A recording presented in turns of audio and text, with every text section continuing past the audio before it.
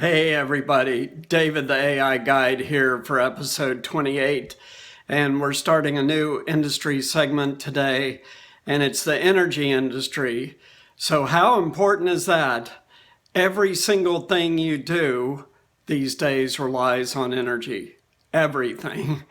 From the power at your home, to the heat at your home, to the air conditioning at your home, to the power at work, to your computer and all the computer systems and the internet, and every single thing you can think of is affected by the energy industry. So this is a very, very important topic, and AI is going to play a monster role in this over the next 10 years. So, what are some of the things that are happening? I went to the Applied AI conference in San Francisco in 2018, and at that year's event, I went in 19 too, but at that year's event, there was a guy from the new venture arm of E.ON Utility, which is the largest utility in Germany and therefore one of the largest utilities in Europe. And he was there to talk about what they were doing with AI and what was going to happen.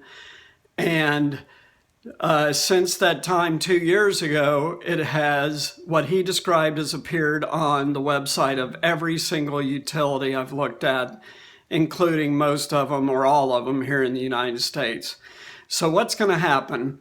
Well, let's talk about how electricity is generated and distributed today. So taking the US as an example, and most countries are similar, the traditional power sources to create electricity are coal, oil, natural gas, and nuclear, and then smaller was hydroelectric power from dams. In some parts of the world, hydroelectric is a huge piece of the electric generation puzzle, but not here in the US.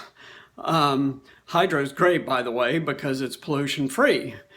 But all of the other ones, fossil fuel based, are heavily polluting. In fact, they are probably one of the largest, if not the largest contributor to global warming.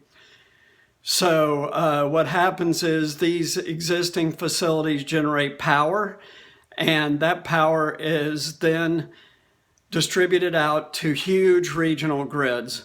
And these cover large sections of the country. So for example, there's one grid for the whole Northeast, one for the whole Southeast, one for the Midwest, one for the South Central states, Texas, Oklahoma, all that, and then the West Coast. So if something happens to one of these large regional grids, which has happened on many times, you have widespread power outages. So for example, back in the early 2010s in the Northeast, they had a huge outage that lasted about a week, triggered by one transformer shorting at one substation. And it put the whole Northeast out of power for almost a week. So this is not good at all. And what the gentleman from E.ON described is a complete change to electrical generation and utilities in general within this decade, so by 2030. So what's going to happen? The whole model I just described is going to go away. And there's going to be local power generation, principally driven by solar and wind. They're building huge wind farms offshore. Solar is getting more and more efficient. It's now cheaper than any other form of power by kilowatt hour except hydro, but it's cheaper than everything else. So solar is really going to take over, and wind, but there's a huge problem with those and with all renewables, and that is they don't generate continuous power, right? Power only is generated with solar when the sun's out, and it's only generated with wind when the wind is blowing. But what will happen is a revolution in storage. So the renewables will generate the power when they can, and it will be stored for use at other times.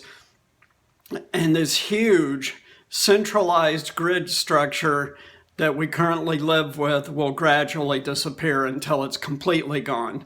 And you're going to have small local grids powered locally with local storage. So what does that mean? If there's an outage, very few people lose their power, and it's very, very quick to get it back on. Number two, obviously, if you start to get rid of the coal-fired plants, which is already happening quite a bit in the US, as they come up for relicensing, they're being killed off. Same with oil, natural gas, they're still building new plants.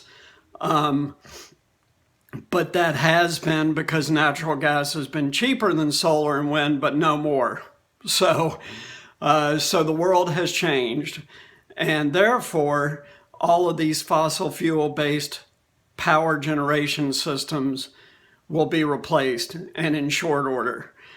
And by the way, this improvement in renewables is going to continue and accelerate because it's on an exponential curve. And we've talked about that a little bit. That means that the change becomes very, very dramatic, virtually straight up in terms of improvement.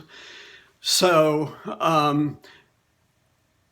all utilities are going to change dramatically in the next 10 years.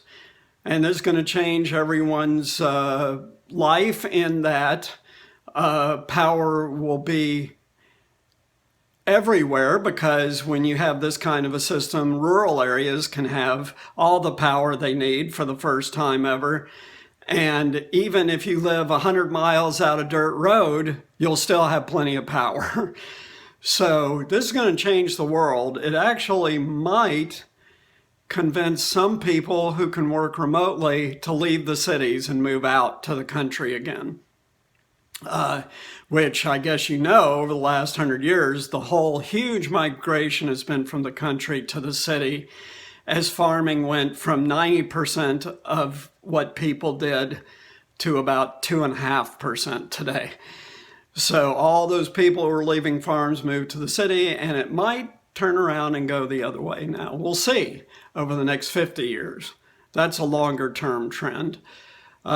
But we got way, way more to talk about energy. We're going to continue talking about energy next time and talk a lot about storage, because that's critical to what's about to happen.